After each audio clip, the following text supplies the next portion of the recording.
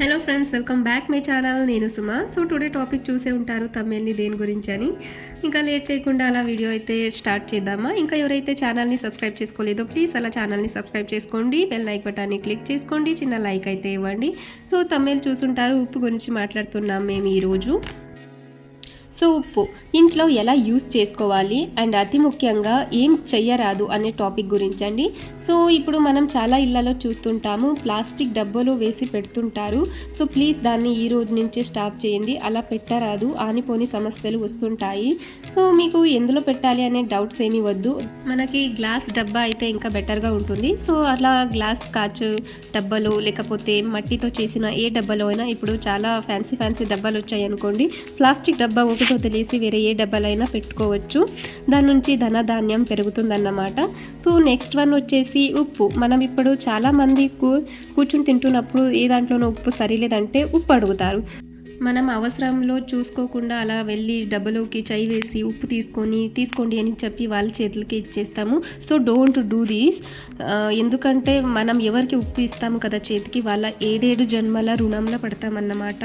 ఈ జన్మలో కాకుండా నెక్స్ట్ జన్మలో కూడా మనం వాళ్ళ ఇంట్లో పనివారిగా పుట్టొచ్చు, లేకపోతే ఏదైనా వాళ్ళ బానిసలాగా ఉండే మాదిరి మనకి రుణం ఉంటుందన్నమాట. అందుకే ఎవరికైనా కానీ మన ఇంటోళ్ళకి కానీ బయట వాళ్ళకి కానీ చేతిలో ఉప్పుడు ఎప్పుడు ఇవ్వకూడదు. ఇది ముఖ్యంగా అందరూ తెలుసుకోవాల్సిన విషయం. సో అందరూ దీన్ని ఈ రోజు నుంచే పాటించండి. ఇంకా మనకి ఉప్పు ఎప్పుడు కొనాలి, ఏ వారం అయితే బాగుంటుంది ఉప్పు కొనడానికి అని చూస్తే మంగళవారం, శుక్రవారం ఈ రోజులు చాలా మంచి శుభంగా ఉంటాయి. అప్పుడు ఎప్పుడైనా కొనొచ్చు. ఇంకా ఈ 2 days అయితే చాలా స్పెషల్గా ఉంటాయి అన్నమాట. మీరు ఏదైనా అనుకొని కూడా గుడికి కూడా వెళ్ళి ఇస్తే సో అక్కడ కూడా అంతే, ఎప్పుడు చేతిలో ఈ గుడికైనా కూడా చేతిలో చెయ్యికి ఉప్పు ఇవ్వరాదు. దాన్ని కూడా కింద ఏదైనా ప్లేట్లో పెట్టేసో లేకపోతే కింద పెట్టేసో అలా గుడి కూడా ఇవ్వచ్చు. గుడికి ఉప్పు ఇవ్వడం వల్ల మన రుణం కాస్త తగ్గినట్టు అవుతుంది.